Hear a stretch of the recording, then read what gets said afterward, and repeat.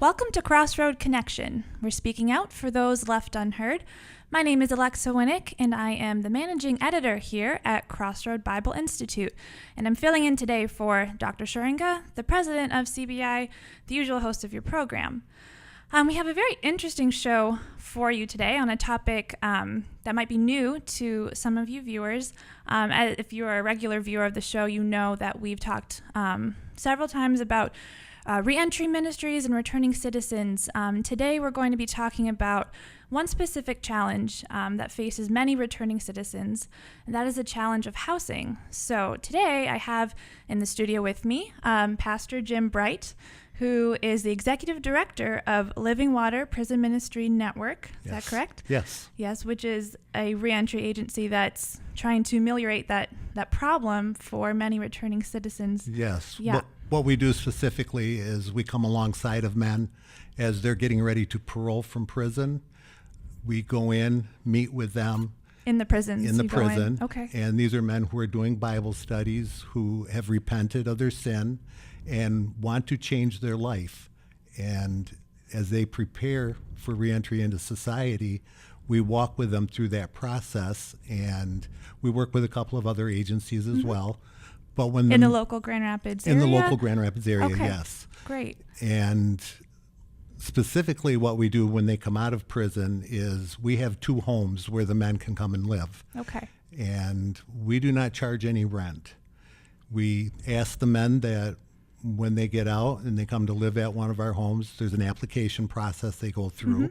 And we have a housing committee, and they go through the application. And if it's someone who looks like they are a good candidate and they are serious about working their spiritual program, we come alongside of them. We let them live at the house. We ask them to be looking for work.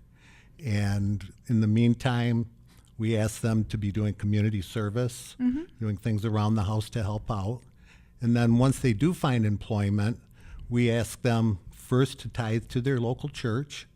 And then secondly, we ask them to make a contribution to the ministry, giving back that which was freely given to them for the next man that's coming out of prison. Sure. I think it's always fascinating to hear people's stories about how they just felt pushed in that direction to become a pastor or a minister. So could you speak about that a little bit? I'm glad you asked that question.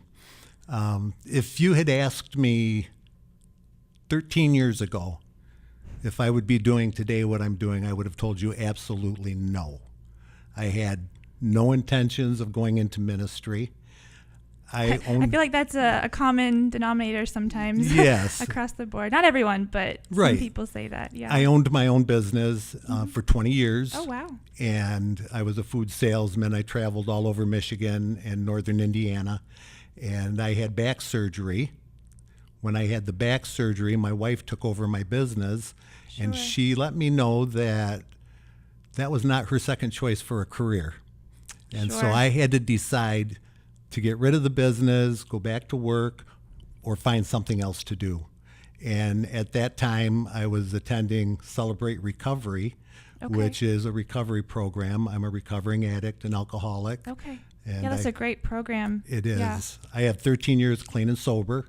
Wow, that's great. I was working with Celebrate Recovery, and then they had the opportunity for myself and others to go to school for those who are maybe thinking about going into ministry.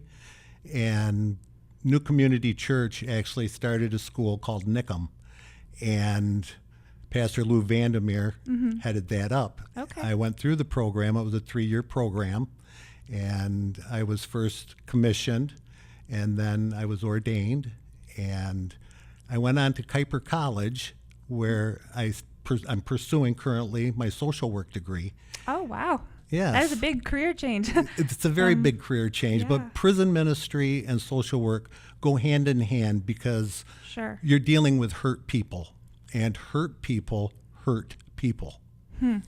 And if we can make a difference in a person's life, if we can make a difference in one person for the kingdom of God, we've done what we are called to do. I actually got into the ministry when someone asked me to go to the prison. They said, Jim, for class you have to do 50 hours of service work for your Okay. church. And who was it that prompted that invitation to you?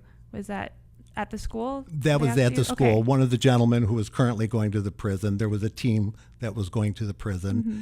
And I said, I don't know about that. Right. Had you ever been No. inside before? Or no? No. Okay.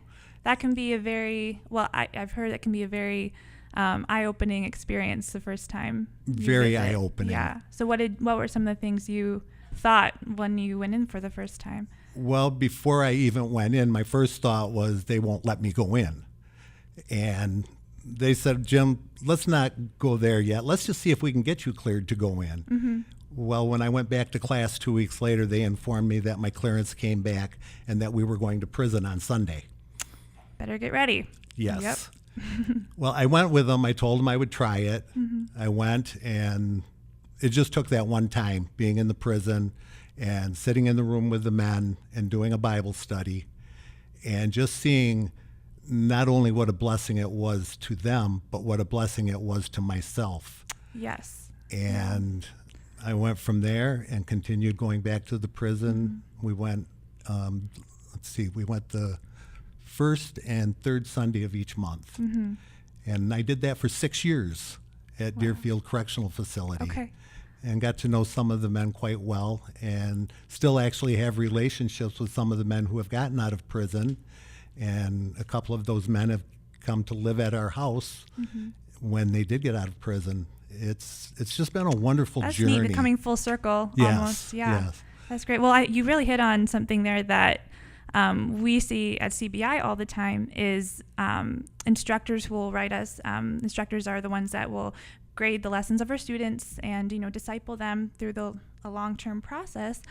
And they often say, I signed up for this program to, help the students, but they are helped just as much, or they feel even more so in their interactions with the students. So it's this mutual blessing that happens. Yes. And it's not, you or instructors going in with this, well, I'm going to fix people attitude, but like, what can we learn from each other? Yes. And that's a really beautiful thing, because I think that's when we see like the kingdom of God and the church working as it should.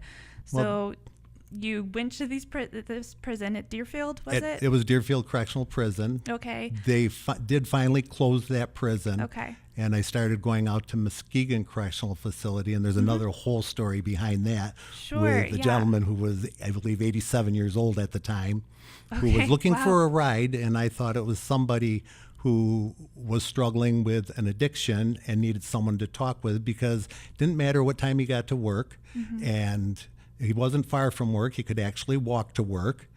And I said, well, just stay right where you're at, and I'll be there in about 5 minutes, because I lived that close to where the directions were that he gave me. Okay.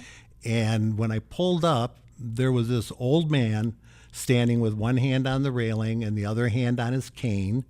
He got up in my F-250 truck, and as he was stepping up, he informed me that he would walk across the street, because it was literally across the street, but he told me he couldn't run that fast anymore. I guess at 87, that might be difficult. Yes. Yeah. He got me in his office. He had a captive audience, and he asked me to go to the prison with him. Okay. And that was Muskegon Correctional Facility. And I started going to the prison out there with him and some other men. And we were doing Bible study. And then my wife started working with not working with his wife, but playing Scrabble with his wife, who was 86, I believe, at the time. And Wow. my wife and her played Scrabble up until, well, the evening before she passed. They played Scrabble. Oh, that's sweet. They were just a very special couple. And Carl Gunn was very instrumental in my continuing to go into the prison. But then there came a point where I saw a need for housing for men, Okay. and more specifically, housing for men who have CSCs, criminal sexual conduct offenses. And when they come out of prison, first of all, before they can get their parole, they have to have an address that they can parole to. And that's a challenge in itself, because there's that 1,000-foot rule Right. from schools or Yeah. from daycare centers, 500 rule from parks. And so we have a board of directors, and I talked with our board, explaining to them what we wanted to do. And they didn't think there was really that big of a need because there's plenty of housing in Grand Rapids with Mel Trotter, with Guiding Light, some of the other there are shelters. A lot of ministries, that can provide that. Unfortunately, those ministries at that time were not able to accept men who had a CSC offense. So you saw a need to fill there. I saw that need. And I want to talk more about that right after the break. So stay with us. There's more from Jim Bright right after this. The Center for Advanced Studies at Crossroad Bible Institute is sponsoring continuing education seminars for instructors and interested church members. These seminars cover a range of issues from restorative justice to responding to Islam. Seminars are open to everyone and free of charge, but advanced registration is required. To find a seminar in your area or to register for an upcoming seminar, go to cbi.fm on the web. Welcome back to Crossroad Connection. I'm Alexa Winnick, and I'm in the studio today with Pastor Jim Bright, the Executive Director of Living Water Prison Ministry Network. And we've been talking a little bit about your history of how you got involved with prison ministry and just tuned into the whole, situation for returning citizens in general. And right before the break, we had just started to scratch the surface of the housing challenge that faces many people who are newly released from prison. So maybe just jump right back into discussing some of those challenges in more detail. Okay. Well, like I said earlier, when a man gets ready to transition from prison, they fill out an application. If they're accepted into the ministry, they come to live at one of our two houses. Mm-hmm. We have a 5-room house in the Grand Rapids area on the southeast side of town. And then on the northwest side of town, we have a 4-plex where we can house up to 4 men. Okay. And they live at the house. Like I said earlier, they do not pay any rent. Mm-hmm. But there's certain stipulations. There are certain stipulations that they have to meet. Okay. They have to find a home church. They have to be looking for work. And once they find employment, they tithe to their church.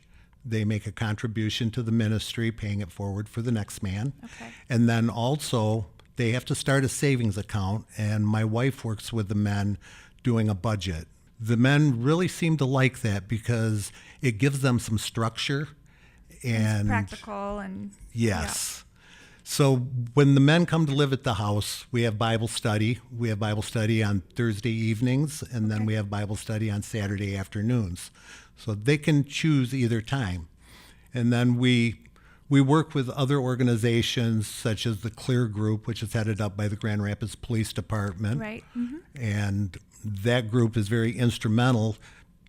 One reason, because they're literally right across the street from where we have one of the ministry houses. Yeah. So the men have access to the resources at Bates Place for CRC Christian Reformed Church. Yeah, Bates Place is a great ministry as well. We had Brian Blakely on the show earlier this year. And in fact, speaking of Brian Blakely, he is our house manager for the Franklin Street house. Yeah, so you're very connected with other local organizations in town. Yeah. I firmly believe that if we're not working together for the kingdom of God, we're working against the kingdom. So we pool our resources, we come together, and it's all for a greater cause. It's not about us. Right. It's about God. Right. That reminds me, I came across your mission statement for the ministry while I was, preparing for this, and I'm just going to read it. It says, to offer life-changing help to prisoners transitioning to become godly, productive members of society through Christian volunteers. So I think that's a good summary of everything you've been talking about so far. But I was wondering if you could talk a little bit more just about how this part about through Christian volunteers, seeing this relationship being built between the people helping and then the people coming into the house, and how, like we said before, it's not just a one-way relationship. It's a two-way relationship. Yeah. Actually, it's a 3-way relationship between the men, a mentor, and God. Mm-hmm. And the mentors are very, very instrumental in working with the men, because the mentor is someone that a man can call and talk with, go have a cup of coffee, someone who can give them a ride if they need a ride to someplace where they're putting in an application possibly, or if they need to go to a doctor appointment, whatever it is that they need to do, that mentor is there to walk with them. Basically, in the bigger scheme of things, what we do is we come alongside of the men, we work with them, we encourage them, and we give them hope. And giving them hope is the biggest thing. Well, that's one of the questions I am curious about is, from your perspective, having worked with this ministry for some years now, and the men that you are interacting with, what is maybe the biggest concern or worry or anxiety that returning citizens face, men or women coming out of prison? What are some of the first concerns that they struggle with, either emotionally or just practically?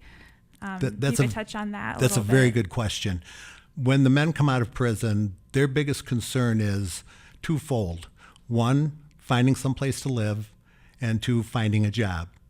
If you do not have someplace to live, it makes it very difficult to find a job. And if you do not have a job, it makes it very difficult to find housing. Right. It's kind of like a chicken and egg situation sometimes. And that's one of the reasons why we come alongside of the men. They've been working a spiritual program in the prison. They come out of prison and they can't find housing. They can't find a job. They get frustrated. And what happens is they go back to the old element and they end up recidivizing and going back to prison. And we are a stopgap for that. We slow the men down. We take that burden of worrying about having to pay rent, having some place to live, and we help them find employment. And we do that through the Clear Group and other organizations that we partner with. And through that process, it takes that burden of having to find work immediately and having to find some place to live. Those needs are met. Right. And from there, we can start to build on that. And they can continue to work on their spiritual program, which is the most critical element of the ministry. Sure. Changing the heart, Changing the heart. Have the external things intact, but if, the heart is not in a good place, it's a bigger struggle. Yes. So, but I think that touches on just what seems to be a very holistic approach to caring for people who are released from prison. Is that one thing you tried to incorporate really strongly? Is it a holistic? Yes, we incorporate that very strongly. The holistic aspect of the ministry is coming alongside of the men, walking with them, and allowing them to continue their spiritual journey. If they continue their spiritual journey, you start to see a true heart change. And as you said, you have to have a heart change. You can have all the knowledge, but if you don't have a true heart change, nothing changes. And you end up going back to the old element.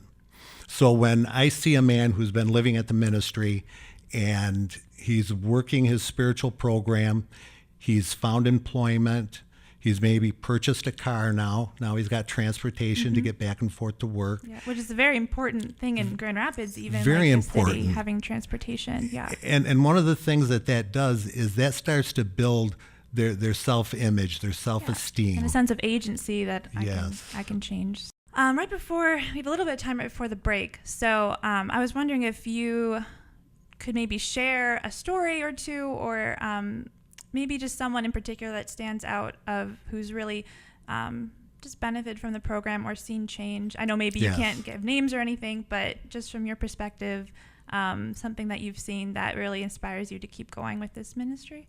I'm glad you asked me that, because there are days when I sit back and I ask myself, why in the world are you doing this? Right. Why are you beating yourself up? But when you have a man who comes to live at the ministry house and struggles to find employment and finally does find employment, minimum wage job, minimum hours, and then he perseveres through that, and he continues to work his spiritual program, and an opportunity comes along where he's able to get a full-time job, which happened to one of our residents. That's great. He started working first shift, and they liked his work, and they asked him if he would mind going to third shift. And the reason for that was because they wanted to give him a key to the building and make him third shift supervisor.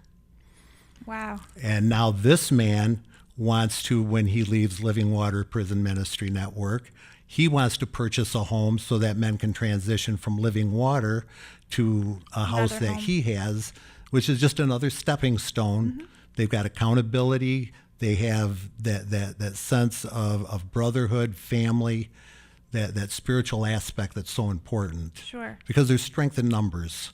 Yeah. And But that's a beautiful thing you just brought up too, which is, you've mentioned before earlier in this program that the giving back Yes. aspect, that it doesn't just stop at the individual, but it comes back to the community, Yes. which is a very empowering thing for any person. And that's, I think, really, really great. And it's stories like that when I ask myself, why am I doing what I'm doing, that answers the question for me. And that re-energizes me. And I'm able to keep on going. Well, we're going to take another break here. And then after the break, maybe we can talk about ways that people in the community can get involved with Living Water Prison Ministry Network. So That'd be great. yeah, stay with us. We'll be right back after the break. Correcting Bible study lessons is crucial to helping inmates. To partner with CBI in this safe and secure role, please visit us at cbi.fm on the web. Welcome back to Crossroad Connection. I'm Alexa Winnick, and Jim Bright and I have been having a very interesting conversation. Jim is the executive director of Living Water Prison Ministry Network, which provides transitional housing and just holistic care for men being released from Yes. prison. So we've touched on the challenges of housing and just, being released and outside in society after being in prison. So I just love what you're doing at this ministry, and I'm sure that some of our viewers are maybe wondering, how can we get involved? What does your ministry need specifically right now in terms of prayer? So yeah, just if you could comment on that, I'm sure many people would love to hear it. So. I'd be happy to. One of the biggest needs that we have are mentors. It's very hard to get mentors to work with the men, not because people don't want to do it. It's just because it's a time issue. Sure. And It takes a commitment. it's a big commitment. If someone was interested in mentoring, they could go to our website, Okay. livingwaterpmn.org. Should be on the And screen. Yes. And they would be able to, once they're at the website, they can surf around inside the website and they could sign up to be a mentor. They could email myself. Okay. And we can get together over a cup of coffee and talk about that, what it entails being a mentor.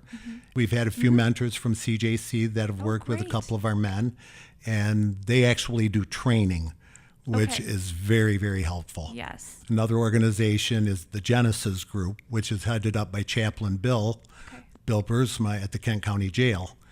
And they meet the first Thursday of each month. And what they do is they gather information and they disseminate information out to loved ones, family members of those who have been charged with a CSC offense, or someone who's actually in prison or getting ready to come home.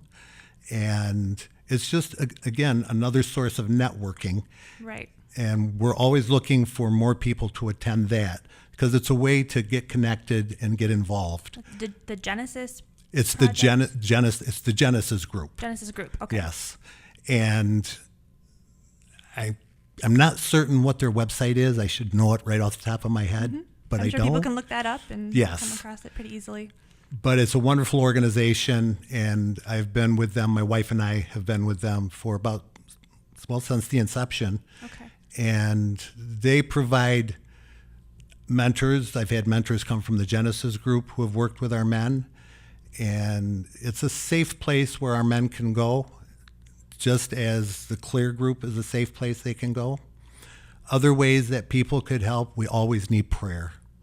Right. And that was one thing I wanted to ask you. What are some specific prayer requests right now? Right now, specific prayer requests would be, well, we are looking for a new house. We held a fundraiser back the last part of April, and we raised a little over $10,000 after paying expenses. We had just under $10,000, and a local church. They donated $1,000 out of their general fund. That could be also something they're praying for as well. They could pray about that. Yeah. And if that's something that God puts on their heart, that is another way that they could help. And what about the men specifically that are coming through the homes right now?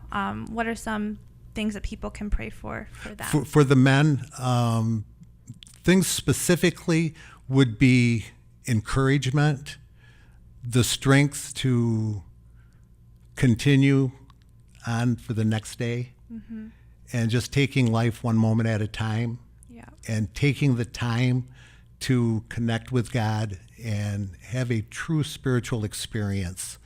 That is one of the biggest things, because they get busy once they find a job or they're going to school. Then that interferes with Bible study time, and just keeping them held up in prayer for that strength to stay connected, because it's so easy to stray. Well, for all of us, I think. All of us, yeah. We all fall short of the glory of God. Sure. And change in a routine, yes, that can really throw off what we've been used to, Yes. So I can imagine that would be a challenge for Another them as prayer well. request would be for more gainful employment, transitioning from part-time employment to full-time employment. Sure. Fortunately, right now we are blessed with having all of the men who are either employed or going to school or in a service such as MRS, Michigan Rehabilitation Services. We're getting close here to the end of our time. It goes by quickly when It does, talking about yes. These things you're clearly passionate about, Jim. One question I like to ask people who are involved with prison ministry, just to get different perspectives, but why should the church care about returning citizens? Why is it so important for this to be on the radar, to get involved with ministries like this? Just from your perspective, what would you say to that? From my perspective, they are God's creation. We are all his children. And when a man comes out of prison and he finds a home church where he's fellowshipping and maybe doing Bible study, someone asks him maybe after a month, "So what do you do?" And the man decides to become honest and tells them that he just recently got out of prison or she got out of prison. And the next week when they come back to church, the people that they've been fellowshipping with are 2 aisles over, 3 rows back, and they walk out of the church never coming back. Yeah. So the church is very instrumental in this transition process of building these men up to be godly men. Without the support of the church, there's no restoration. Without restoration, there's no hope. Right. But when hope is the word. It seems like it to be a key word. It is a for key you word. In this process. Yes, Yeah. I describe Webster's dictionary describes hope as expecting something to happen. I describe it as expecting someone to happen, and that would be Jesus Christ. Wow. Well, I think that is a great note to end on for this program. Just some really great words, Jim. So thank you so much for coming on the show today. Thank you for having me today. Thanks for talking about the ministry so people can know more about it and just the challenge that faces people getting out of prison, Yes. and the practical matters and the heart matters as well. Yes. So thank you very much. Thank you. Yep. And thank you for joining us for another episode of Crossroad Connection. We hope to see you again right here next week.